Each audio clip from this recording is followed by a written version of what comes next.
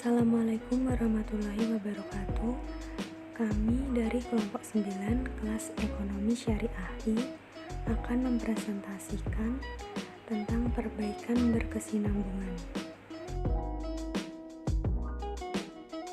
Arti penting perbaikan berkesinambungan. Perbaikan berkesinambungan dari kinerja organisasi secara keseluruhan sebaiknya dijadikan sasaran permanen dari organisasi. Perbaikan berkesinambungan perlu dilakukan karena adanya persaingan global dan juga karena permintaan pelanggan yang berubah.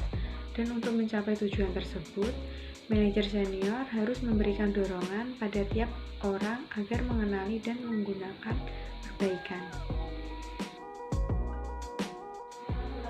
Pendekatan perbaikan berkesinambungan. Ada perbedaan antara pendekatan total quality management dengan pendekatan tradisional. Perbedaan pokok tersebut antara lain ada 9. Yang pertama, alasan. Pada pendekatan tradisional, perbaikan hanya dilakukan jika ada masalah yang besar.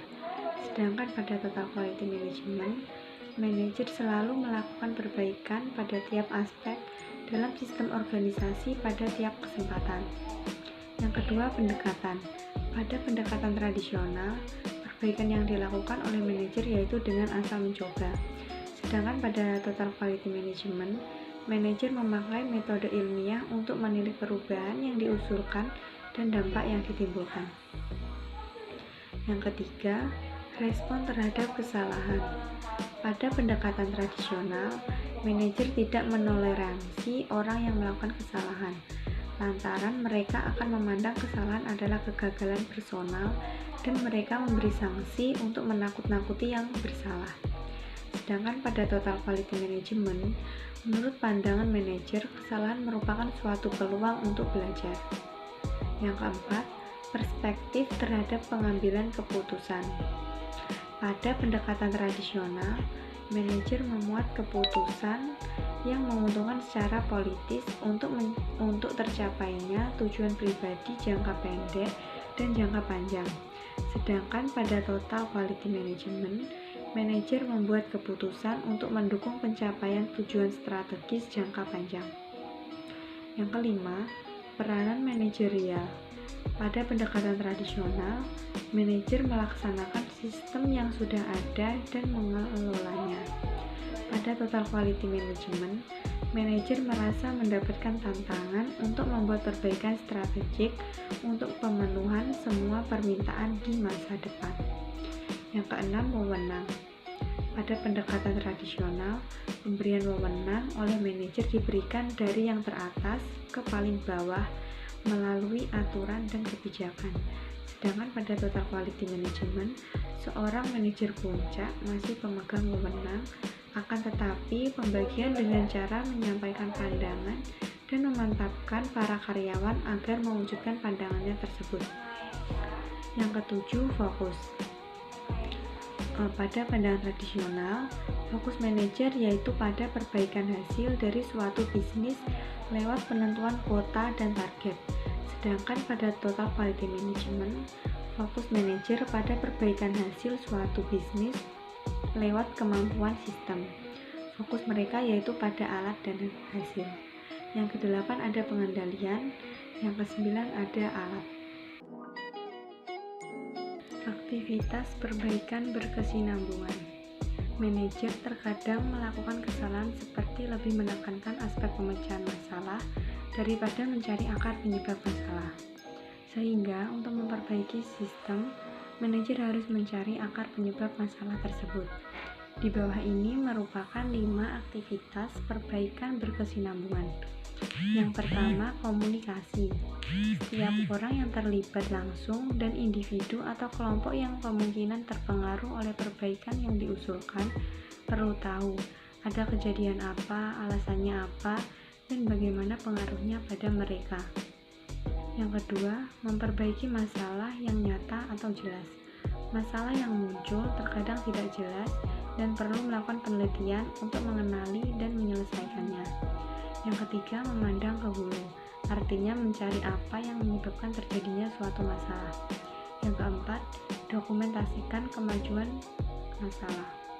Jika kedepannya terdapat masalah yang sama, maka dokumentasi kemajuan dan masalah bisa dijadikan sebagai bahan pertimbangan sehingga masalahnya bisa terselesaikan dengan cepat. Yang kelima, memantau perubahan. Solusi untuk masalah yang diusulkan tidak selalu menyelesaikan masalah sepenuhnya. Jadi perlu dilakukan pengamatan secara faktual terhadap kinerja suatu proses setelah adanya perubahan. Selanjutnya terkait struktur perbaikan kualitas. Perbaikan kualitas itu direncanakan dan dilaksanakan dengan tahap demi tahap. Di dalam suatu organisasi itu harus terstruktur agar bisa melaksanakan perbaikan berkesinambungan. Ada beberapa langkah terkait perbaikan kualitas menurut Joseph Juran. Yang pertama yaitu pembentukan Dewan Kualitas. Menurut Juran, dewan ini memiliki tanggung jawab dasar untuk mengadakan, mengkoordinasi, dan melembagakan perbaikan kualitas setiap tahunan. Dewan ini juga harus melibatkan pengambilan keputusan dari level tinggi atau eksekutif di dalam perusahaan. Langkah yang kedua yaitu penyusunan pernyataan tanggung jawab Dewan Kualitas. Pernyataan tanggung jawab yang sudah disetujui oleh CEO di dalam perusahaan itu harus disusun dan disalurkan supaya tiap anggota dewan dan karyawan lain agar memahami tanggung jawab dari Dewan Kualitas tersebut. Dan pernyataan tanggung jawab tersebut harus meliputi yang pertama yaitu merumuskan kebijakan terkait kualitas. Yang kedua yaitu menetapkan standar dan dimensi. Yang ketiga membentuk tim dan proses pemilihan proyek. Yang keempat sumber daya yang dibutuhkan. Yang kelima pelaksanaan proyek yang sudah disusun dengan matang. Yang keenam, ukuran kualitas untuk memantau kemajuan dan melakukan usaha pemantauan. Dan yang terakhir yaitu program penghargaan dan pengakuan yang digunakan. Langkah yang ketiga yaitu membangun infrastruktur yang diperlukan. Dewan Kualitas adalah dasar dari upaya mutu suatu organisasi. Namun, infrastruktur yang berkualitas juga diperlukan untuk mendukung upaya perbaikan berkesinambungan yang telah dilakukan. Pendekatan ilmiah. Apa sih pendekatan ilmiah itu? Pendekatan ilmiah adalah pengambilan keputusan yang berdasarkan data, pencarian sumber masalah, dan upaya memecahkan masalah secara permanen. Ada 4 langkah untuk melakukan pendekatan ilmiah di dalam total quality management. Yang pertama yaitu pengumpulan data yang berarti atau meaningful data. Data yang berarti merupakan data yang bebas dari kesalahan dalam pengukuran ataupun prosedurnya. Sebelum mengumpulkan data, seorang manajer itu harus secara akurat menentukan jenis data yang diperlukan, bagaimana data dikumpulkan, dari mana data diperoleh, bagaimana cara pengukurannya, serta seberapa akurat data tersebut. Yang kedua yaitu identifikasi penyebab sumber masalah.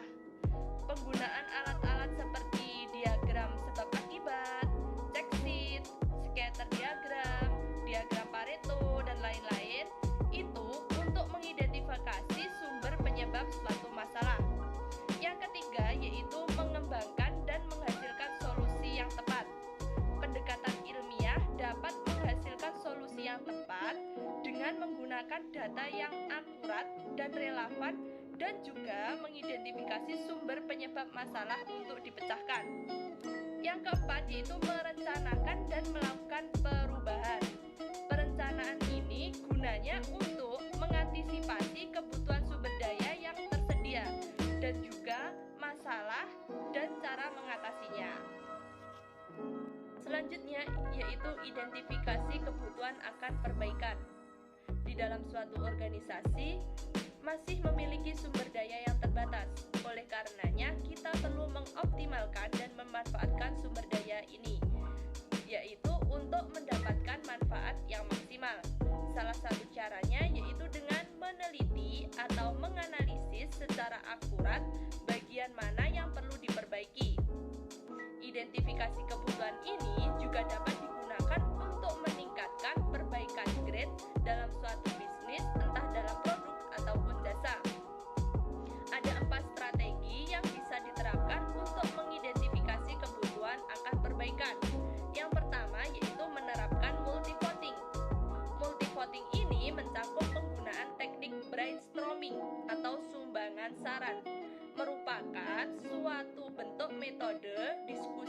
berguna untuk menghimpun ide, gagasan, pendapat, ataupun pembelajaran, yang mana teknik ini digunakan untuk menyusun daftar proyek pemugaran potensial.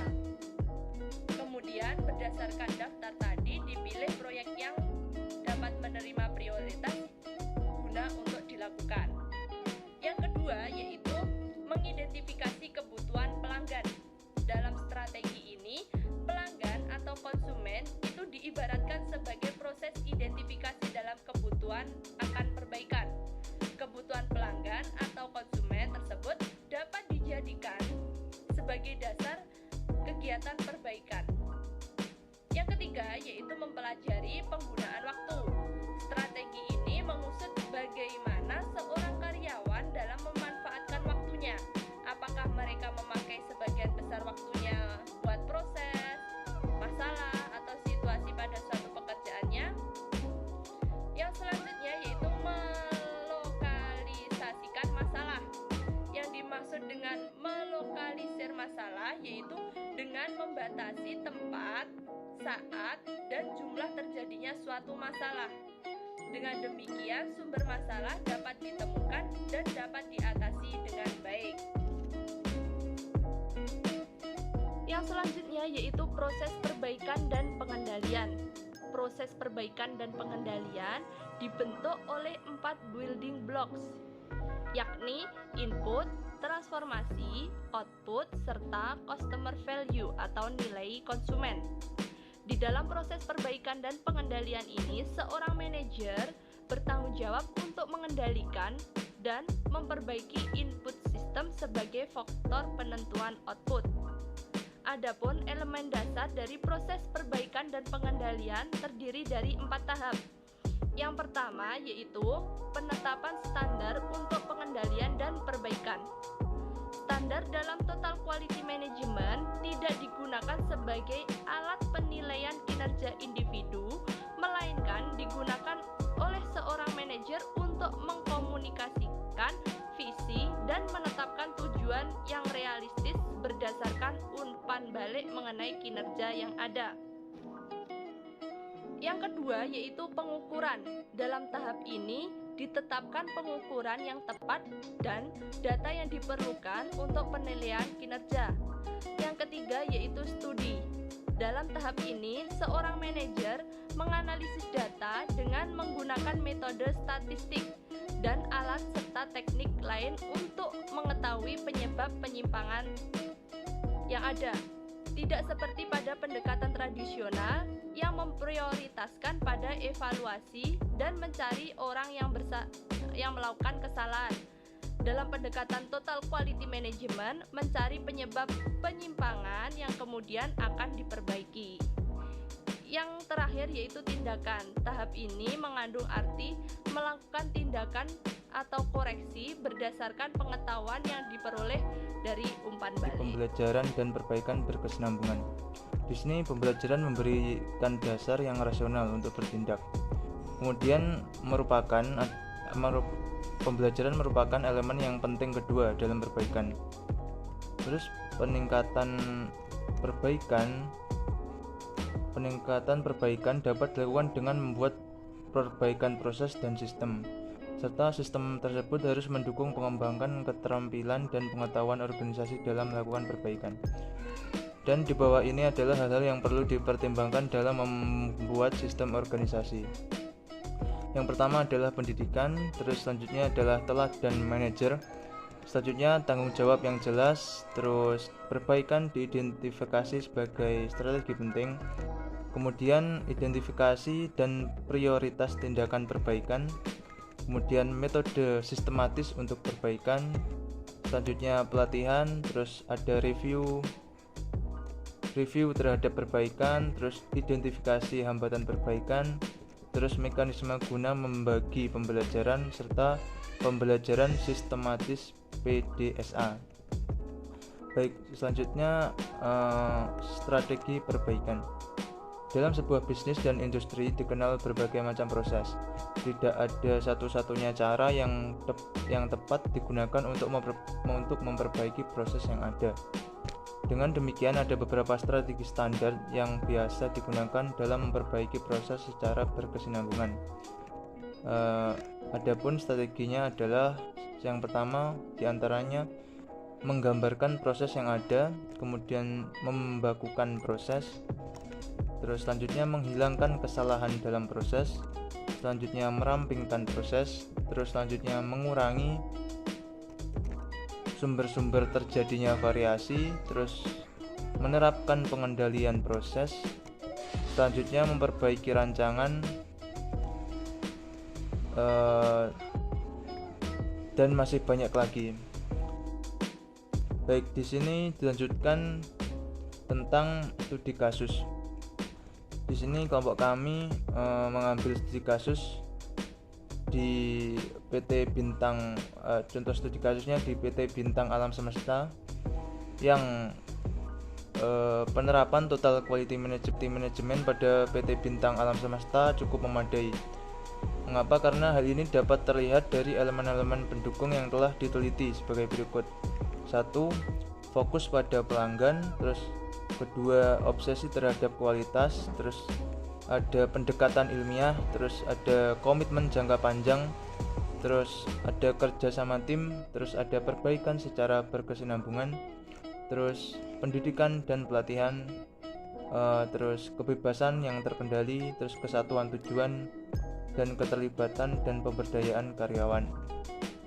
Selanjutnya, PT Bintang Alam Semesta telah melakukan pengembangan produk yang cukup baik. Hal ini dapat dilihat dari 5 dimensi spesifik yang digunakan untuk menilai kinerja usaha pengembangan produk sebagai berikut. Yang pertama, kualitas produk, terus biaya produk, terus waktu pengembangan produk, terus biaya pengembangan, terus kapabilitas pengembangan. Terus berdasarkan hasil observasi dan wawancara yang dilakukan dalam penelitian tersebut, maka dapat ditarik suatu kesimpulan bahwa penerapan total quality management pada PT Bintang Alam Semesta memberikan pengaruh yang positif terhadap sistem pengukuran kinerja perusahaan yang meliputi proses pengembangan produk dan tingkat efisiensi biaya. Mungkin cukup sekian yang dapat saya sampaikan. Kami dari kelompok 9 minta maaf apabila ada kurang lebihnya, mohon maaf. Akhirnya, assalamualaikum warahmatullahi wabarakatuh.